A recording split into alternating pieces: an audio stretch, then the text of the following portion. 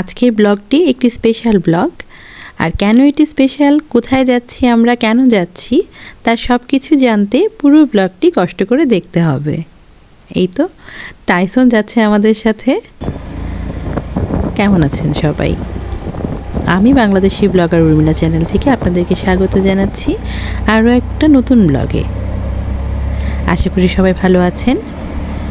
আজকে যারা নতুন করে আমার ভিডিওটি দেখছেন তারা প্লিজ ভিডিওটি ভালো লাগলে চ্যানেলটিকে সাবস্ক্রাইব করে দিবেন। আর যারা অলরেডি তা করেছেন তাদেরকে অসংখ্য ধন্যবাদ। তো চলুন আজকে টেনে নিই, আজকে আমরা কোথায় যাচ্ছি। প্রচণ্ড গরমের মধ্যে আমরা বের হয়েছি। আসলে আজকের দিনটি আমাদের জন্য অনেক স্পেশাল। আমরা যাচ্ছি শহর থেকে একটু ভেতরে, আমাদের গ্রামের বাড়ি, আমাদের আদি বাড়ি যেখানে, সেখানে আজকে আমাদের একটি বিশেষ অনুষ্ঠান আছে। সেই অনুষ্ঠান আয়োজনের জন্যই আমরা সবাই যাচ্ছি আমাদের সেই আদি বাড়িতে। তো আমরা দেখতে দেখতে চলে এলাম আমাদের সেই জায়গায়। এই তো গোপীনাথ মন্দির। এটি হচ্ছে আচমিতা, কিশোরগঞ্জে। এটি আমাদের কুলদেবতার মন্দির। আমাদের যারা আদি নিবাসী ছিলেন, পূর্বপুরুষ, সেই পূর্বপুরুষদের এই মন্দির। তো এই মন্দিরেই আজকে অনুষ্ঠানের আয়োজন করা হয়েছে। আর এই অনুষ্ঠানে আমরা সবাই এসেছি। আর এই অনুষ্ঠানের মধ্যমণি হচ্ছেন আমাদের ছোট্ট মামনি ত্রিধা, স্বয়ং সিদ্ধাত্রী চক্রবর্তী ত্রিধা। ও হচ্ছে আমার ভাইয়ের মেয়ে। আজকে ওর মুখে ভাত, আর তাই আজকে এই আয়োজন। আর মুখে ভাত অনুষ্ঠানটি আমরা আয়োজন করেছি আমাদের সেই আদি মন্দিরে।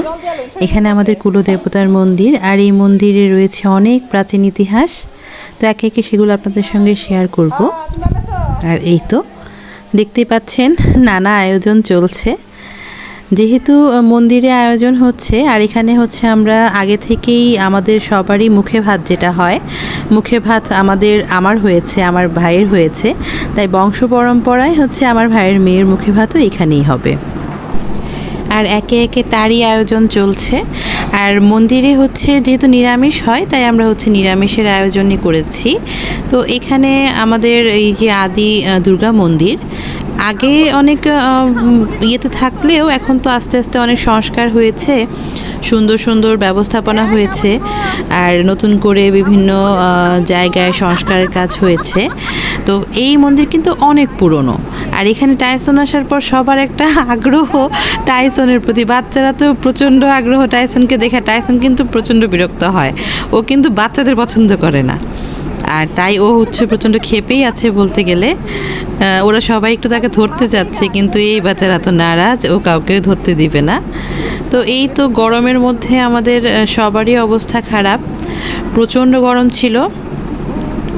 আর এই গরমে জার্নি করে এসে আমরা মূল আয়োজনে তো আমরা থাকতেই পারিনি। আমার ভাই, আমার মা ওরা আগে চলে এসেছিলো, তাই বাকি সব কাজ গুছিয়ে আসতে আসতে আমার একটু দেরি হয়ে গেল। আর এর মধ্যেই মোটামুটি আয়োজন কমপ্লিট হয়ে গেছে। কিছু মুখে ভাত ছিল, এখানে তো টাইমের ব্যাপার থাকে, ওই টাইম অনুযায়ী মুখে ভাত হয়ে গেছে। আর এখন আমরা গরমে পুকুর পাড়ে বসে আছি। ইলেকট্রিসিটিও ছিল না, যেহেতু একটু গ্রাম অঞ্চল, তো লোডশেডিংটা মারাত্মকভাবে হয়। আর আমার কিন্তু এই পরিবেশটাই বেশি ভালো লাগে। আর এই পরিবেশে আমার কাছে মনে হয় যে ইলেকট্রিসিটি থাকলে মনে হয় একটু গ্রামীণ গ্রামীণ আবহাওয়াটা নষ্ট হয়ে যায়। আর এইটা কিন্তু বিশাল বড় পুকুর। আস্তে আস্তে যদিও চারপাশ কিছু দখল হয়ে গেছে, তারপর এখনও বেশ বড় আছে। এরকম আরও 2-3টা পুকুর আছে। তো এইটা আমাদের পূর্বপুরুষ, মানে আমার দাদু যে ছিলেন, সেই দাদুর আমলের মন্দির। আর মন্দিরের প্রতিষ্ঠা কিন্তু অনেক আগে হয়েছে, আরও আগে হয়েছে। এবং এই মন্দিরের কিন্তু অনেক ইতিহাস আছে, প্রাচীন ইতিহাস আছে। এই মন্দিরের যে দেবতা, তার প্রতিষ্ঠার কাজ কিন্তু স্বয়ং বিশ্বকর্মা করেছিলেন। আর এবং এইখানে আমাদের যে অংশ আছে, তার বাইরে যে বাকি অংশটা, সেটা কিন্তু ঈশা খাঁ দান করেছিলেন। তো ঈশাখা দান করার ইতিহাস হচ্ছে, ঈশাখা একবার হচ্ছে ঘোড়ায় করে মন্দিরের পাশ দিয়ে যাচ্ছিলেন, তখন ভোগের গন্ধ, ভোগ যে হয় মন্দিরের, এই মন্দিরের ভোগ কিন্তু প্রচণ্ড বিখ্যাত, আর সেই ভোগের গন্ধে উনি একদম পাগল হয়ে গিয়েছিলেন। তো ঘোড়া থামিয়ে উনি এখানে বিশ্রাম নেন, এবং নেওয়ার সময় উনি ভোগের প্রসাদ গ্রহণ করেন।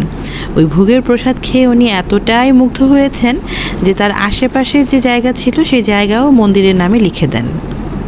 তো এই তো এখানে আমাদেরও অংশ আছে, আর আমরা যেহেতু যুগ ধরে এখানে মন্দিরের পূজা দিয়ে আসছি, এখন যদিও হচ্ছে আমরা কমিটির হাতে দিয়ে দিয়েছি, কারণ আমাদের তো সবসময় যাওয়া পসিবল হয় না। আর এই যে আমাদের মেইন যে এই আজকের অনুষ্ঠানের মেইন আয়োজনের যে আকর্ষণ, তিনিও আসছে। গরমে বাবুর অবস্থা খুব খারাপ, তো এই গরমের মধ্যে খাওয়া দাওয়াও আসলে ভালো লাগে না, তারপরে হচ্ছে কিছুটা খাওয়া তো খেতেই হবে। তো আমরা এতে খাওয়া দাওয়াটা করে নিচ্ছি। খাওয়া দাওয়ার পর আসলে বিশ্রামের ব্যবস্থা, ওই গরমের মধ্যে ওই পুকুর পাড়ে যেই বিশ্রাম নিতে হবে। তো আয়োজনে ছিল বুটের ডাল, ভাজি, সবজি, নিরামিষ সবজি যেটা এইটা, তারপর হচ্ছে সয়াবিন দিয়ে তরকারি, পায়েস, টক, এই। আর এরই মাঝে সন্ধ্যা হয়ে আসছে, তো সন্ধ্যাবেলা ওরা সবাই একটু বাইরে ঘুরতে যেতে চাইলো। তো আমার ভাগ্নি, আমার মামাতো ভাই, ওরা হচ্ছে একটু আশপাশটা ঘুরে দেখবে। এই অংশও কিন্তু হচ্ছে মানে মন্দিরের অংশই, এবং এর বাইরেও কিন্তু মন্দিরের জায়গা আছে। এইটা হচ্ছে পুরনো দোল মঞ্চ, এখানে আগে দোল হতো। আর এখানে কিন্তু হচ্ছে রথ যে হয়, আগে 64 চাকার রথ ছিল, এখন যদিও হচ্ছে আস্তে আস্তে রথ ছোট করে আনা হয়েছে, চাকা কমিয়ে আনা হয়েছে। তো এই 64 চাকার রথ আগে হাতিয়ে টেনে নিয়ে যেত, সেই জন্য বিশাল বড় রাস্তা ছিল। আস্তে আস্তে যেটা হয় আর কি, দখল হয়ে যায় মানুষ বাড়ার সাথে সাথে, তো কিছু করার থাকে না। তো এখন এই তো পুকুরের পাড়ে আমরা একটু বসে আছি। পুকুরের মাছ, প্রচুর মাছ একটু পরপর ভেসে উঠছে। গরমের মধ্যে এই জায়গাটাতে একটু মানে শান্তি পাচ্ছিলাম, আর অনুষ্ঠান খুব ভালোভাবেই হয়েছে। তো আমরা চারপাশটা ঘুরে দেখি।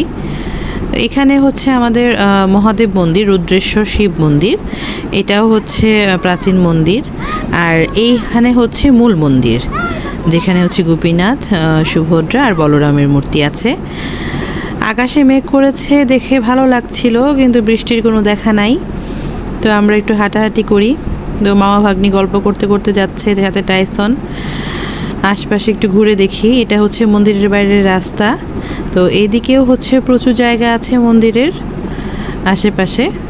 তো ওই ভেতর দিকে হচ্ছে গোপীনাথের শ্বশুরবাড়ি, যাকে বলে ওই শ্বশুরবাড়ি। তো এটা মন্দিরের মূল বাউন্ডারির বাইরের অংশ এটা। এখানেই হচ্ছে রথের সময় অনুষ্ঠান আয়োজন করা হয়। তো এই পাশটায় আমরা একটু ঘুরে ঘুরে দেখছি, ভালোই লাগছে। আসলে আমার কেন জানি গ্রামীণ পরিবেশটা একটু ভালো লাগে, গ্রামের আবহাওয়াটা ভালো লাগে। আসলে সারাক্ষণ এই শহরে যানজট, এই ধরনের যানজটের বাইরে গিয়ে যদি একটু থাকতে পারি, আমার কাছে মনে হয় একটু রিফ্রেশ লাগে। তো এখন তো এই যে আমাদের ঘোরাঘুরি চলছে, যে টাইসনকে দেখতে পাচ্ছেন। টাইসন অবশ্য খুব এনজয় করছে, ও বাইরে আসলে খুব মানে খুব আনন্দ পায়। কিন্তু সন্ধ্যা হয়ে যাচ্ছে, তাই আমাদের যাওয়ারও তাড়া আছে। তো ওই তো ঘোরাঘুরি কতক্ষণ করলাম।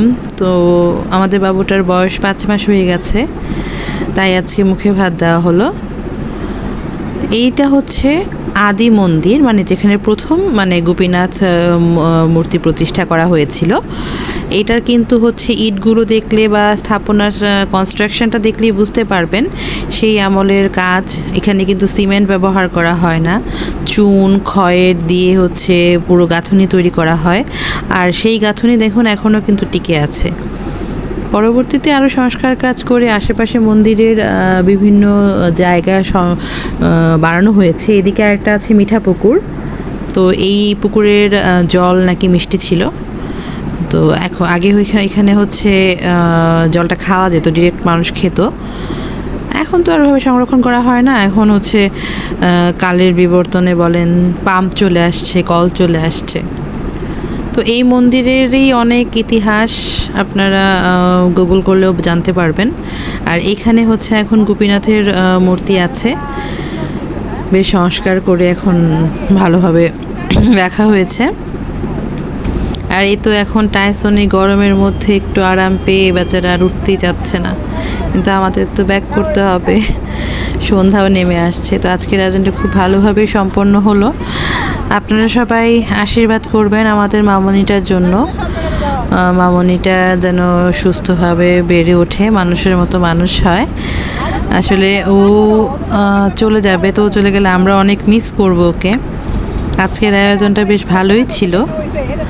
আর যারা কষ্ট করে এতক্ষণ ভিডিওটা দেখলেন তাদেরকে বলবো আপনাদেরকে অসংখ্য ধন্যবাদ। যদি ভিডিওটা ভালো লাগে তাহলে একটা লাইক করে দিবেন আর চ্যানেলটিকে সাবস্ক্রাইব করে অল নোটিফিকেশন বেলটি অন করে দিবেন। সবাই ভালো থাকবেন আর আমাদের জন্য প্রার্থনা করবেন। ধন্যবাদ।